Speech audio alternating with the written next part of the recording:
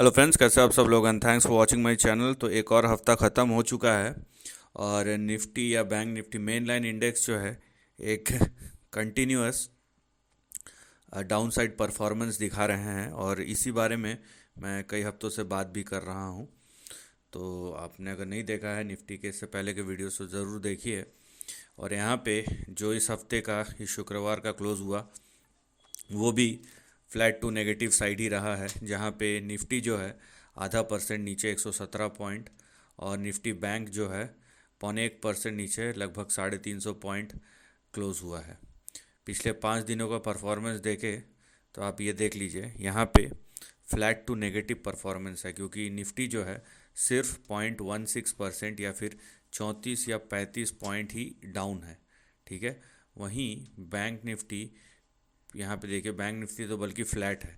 तो अगर मैं सॉरी, अगर मैं यहाँ पे कंसोलिडेशन पिछले 5 दिनों का परफॉर्मेंस देखूँ तो आपको एक फ्लैट टू पॉजिटिव या फ्लैट टू नेगेटिव ट्रेंड नज़र आएगा।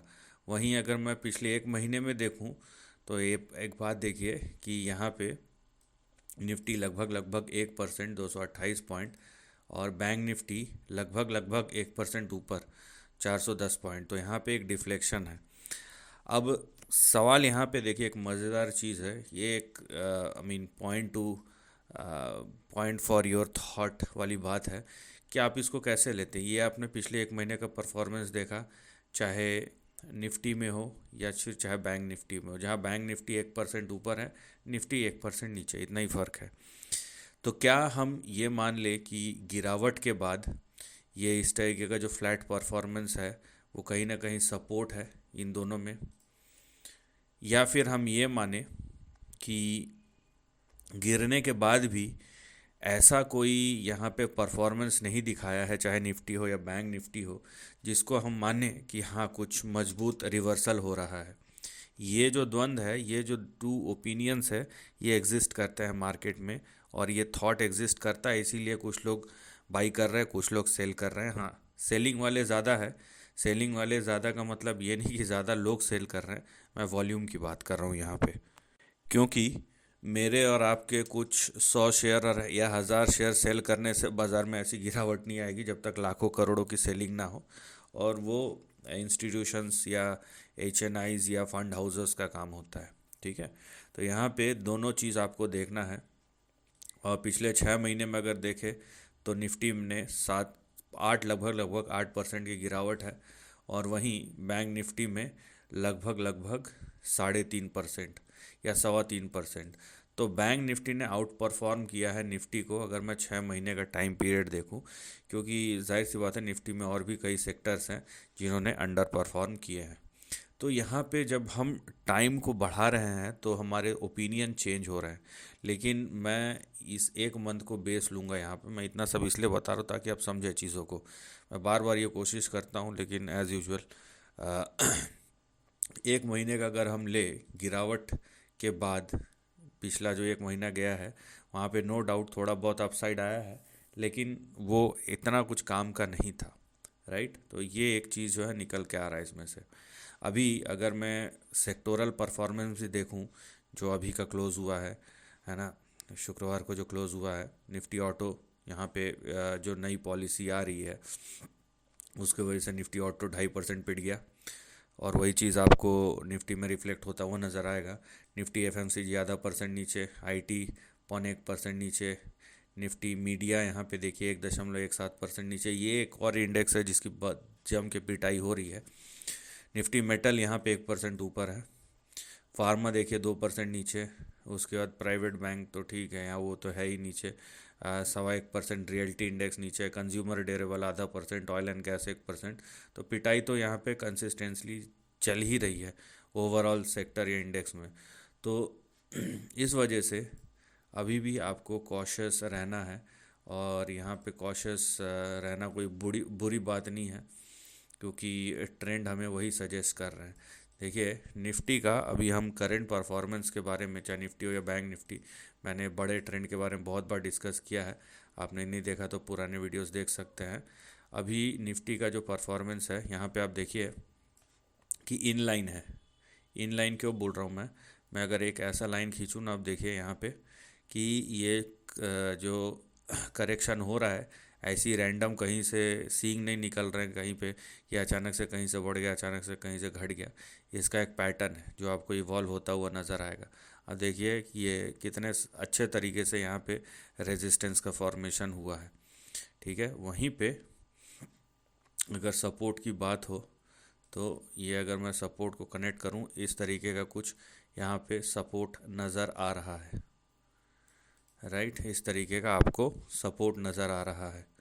तो फिलहाल आ, यहाँ पे भी अब देखिए, जैसे मैंने आपको दो थॉट बताया कि मंथली चार्ट पे कि क्या इसको आप बेस फॉर्मेशन बोलेंगे या इसको आप यहाँ पे ये बोलेंगे कि कुछ परफॉर्मेंस हुआ नहीं है।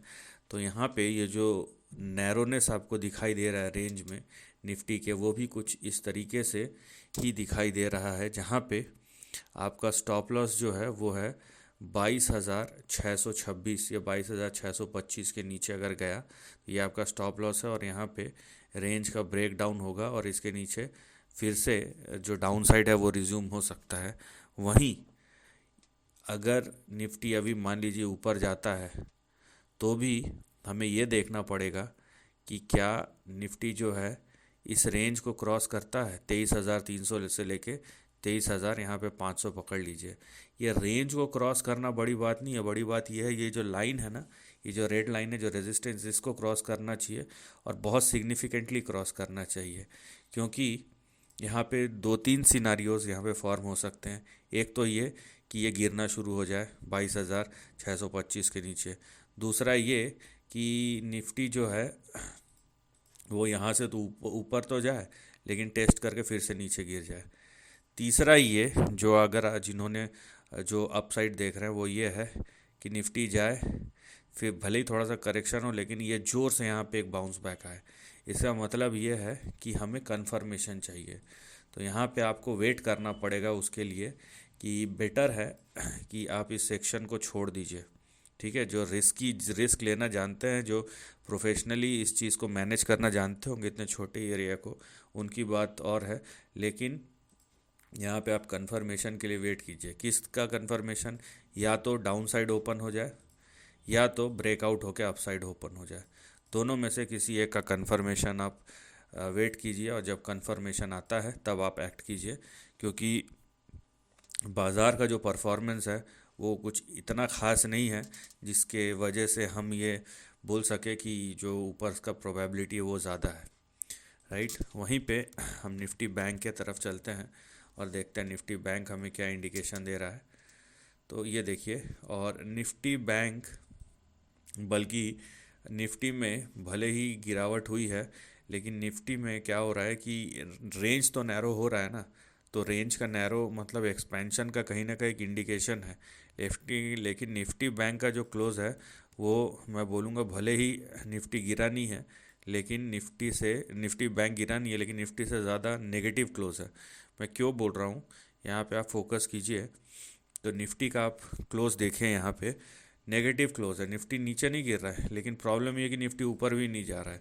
अभी निफ्टी के बैंक के सामने तीन चैलेंजेस है, जो कि आपके तीन रेजिस्टेंस है: 49,682, 50,018 एंड 50,653 या 655।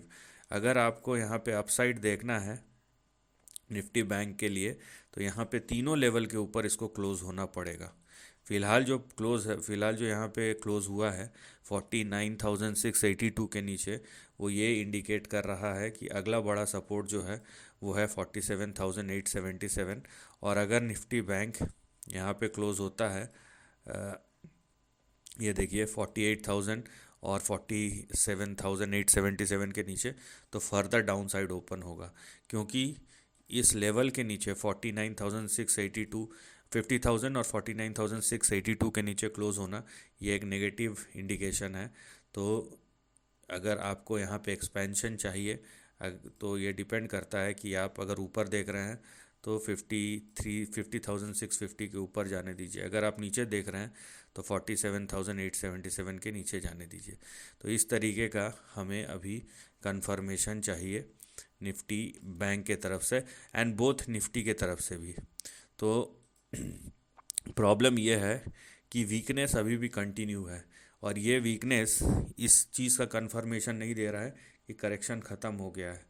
ये एक फ़िलहाल कुछ दिनों से आप बोल सकते हैं कि ख़रीदारी ज़्यादा हो रही है या बिकवाली कम हो रही है, या बिकवाली के बनस्पत ख़रीदारी ज़्यादा हो रही है, कुछ भी हो रहा है। लेकिन एक चीज़ जो नहीं हो रहा है वो है कि मोमेंटम से अक्रॉस द ब्रॉडर मार्केट में बाइंग आना, और आ भी रहा है तो थोड़ा सा आ रहा है फिर सेलिंग आ जा रहा है। तो ये स्ट्रेंथ का साइन तो नहीं है, और अगर आप स्ट्रेंथ ढूंढना चाहते हैं तो निफ्टी और बैंक निफ्टी को एक्सपैंड करने दीजिए, सर रेजिस्टेंस के ऊपर टिकने दीजिए, क्लोज होने दीजिए, उसके बाद आप यहाँ पे बोल सकते हैं कि ऊपर जाएगा या नीचे जाएगा। फिलहाल चाहे निफ्टी हो या बैंक निफ्टी हो, अगर आपको near term trend play out करना है तो वो आपकी मर्ज़ी। लेकिन मैं बोलूँगा अगर आप प्रोफेशनल नहीं हैं और ये रिस्क को मैनेज नहीं करना आता है तो बेटर है कि आप दूर रहिए, या फिर आप सिग्नल का वेट कीजिए। So this is the end of the video, thanks for watching.